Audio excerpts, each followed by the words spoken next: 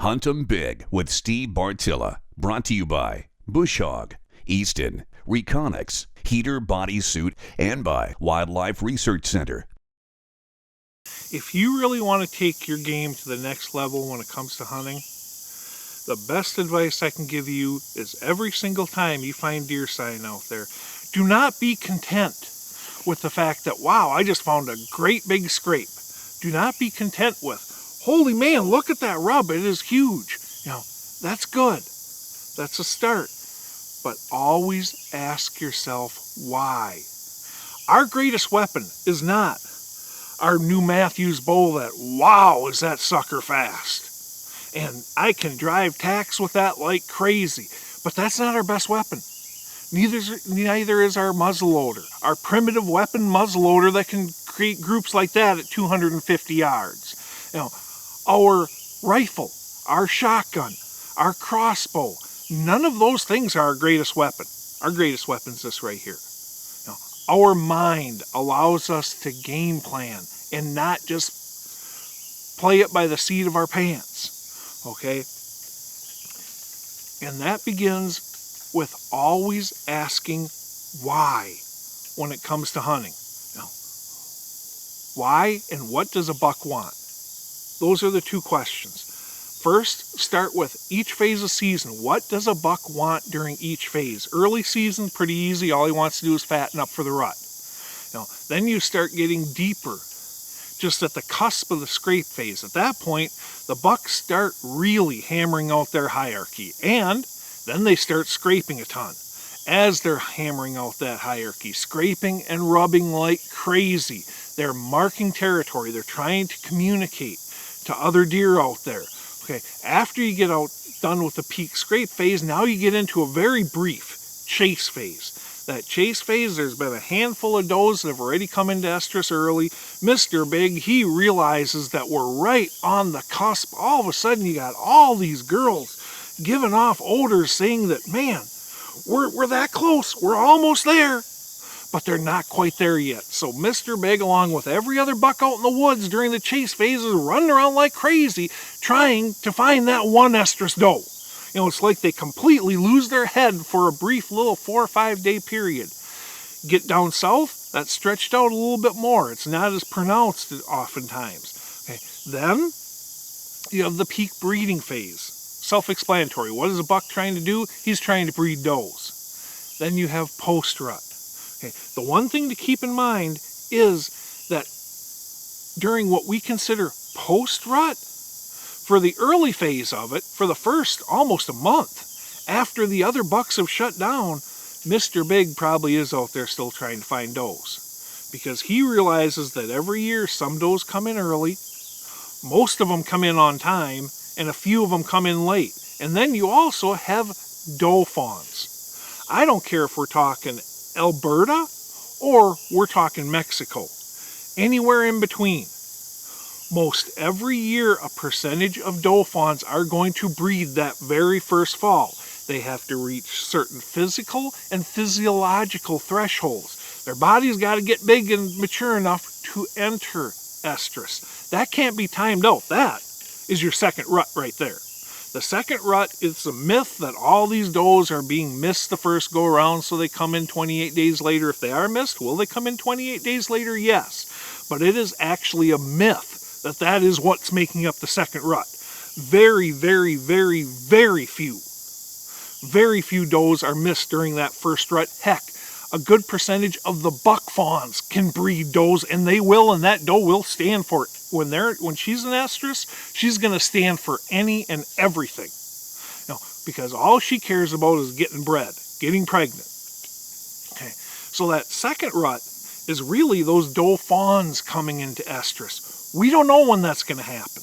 We also realize that there's a percentage of does, adult does, that are going to come in later. Mr. Big also gets this because this is not the first time he's rid this rodeo circuit. He's rode this rodeo circuit numerous times. That's why he's Mr. Big.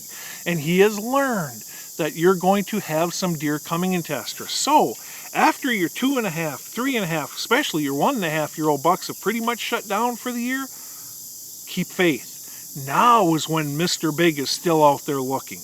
And this, more often than not, is when he actually expands his home range, looking for does, because you know what, I don't have any here, let's go check over there, because I know there's somewhere out there there's a doe.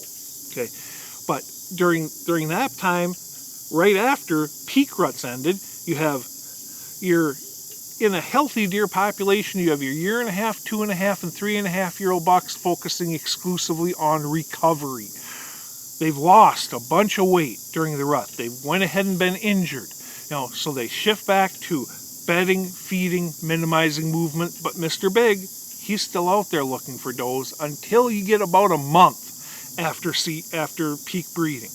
About a month. Now, at this point, every deer out there cares about one thing and one thing only, that is surviving winter. Okay, even down south, it's surviving the winter period because they don't have other things tugging on them. So they get lazy. They get lazy to the point where they bed here, they feed there, they travel back and forth, and that's about all they do. Find out what the deer want during each phase. Then you can go ahead and game plan for that phase.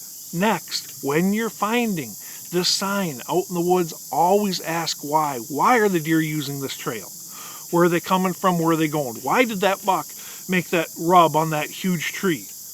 Try to guess where he was coming from, where he was going to. What's the likelihood of him doing that again? When you find that buck bed, and finding a buck bed, differentiating between buck and family group bedding areas is not hard. The family group beds, you're going to have a bunch of depressions that vary in size because, you know what, you have does, you have fawns, you have young bucks, all in that family group bedding area. Buck bedding areas during anything but the summer bachelor period, you know what, they're almost always bedding by themselves. So you'll have that one or two big depression. And now you find a big track in the area, maybe you find a rub as well. All those are clues that yes, this is a buck bed. Squat down in that bed, look around and ask yourself, why? Of all the places this buck could have bedded, did he choose this one spot right here? You do that enough and you're going to notice that more often than not, when it comes to topography, they want to be up high so they can see everything down below. When it comes to thick cover, many, unless it's really, really super pressured, they like to bed right on the edge of that thick cover so they're one jump away from safety. If it's super heavy pressure, they often bed right inside that nasty cover. If it's a swamp, 9 times out of 10, it's going to be a little hump that they can keep themselves dry. You figure all that stuff out by asking why. The more you ask yourself why, the more you understand what's going on out in the deer woods, the more you can use your greatest weapon, and that's your brain right here. Hunt 'em Big with Steve Bartylla, brought to you by Bush Hog, Easton, Reconyx, Heater Bodysuit, and by Wildlife Research Center. To take your game to the next level, first, understand what bucks want during each phase of season. Then, when you're out scouting, also always be asking yourself why. Why did that buck do this in this location? What are the odds of him doing it again? Where was he going? Where was he heading? Answering those questions allows us to take full advantage of the greatest weapon we have, which is not our Matthews bow, despite how great it shoots. It's not our Mission crossbow, which, boom, that bolt is there. It's not our traditional weapon, muzzleloader, that can go ahead and shoot 250 yards. It's not our rifle. It's not our shotgun. It's our mind. Use it, and you're going to tag more bucks.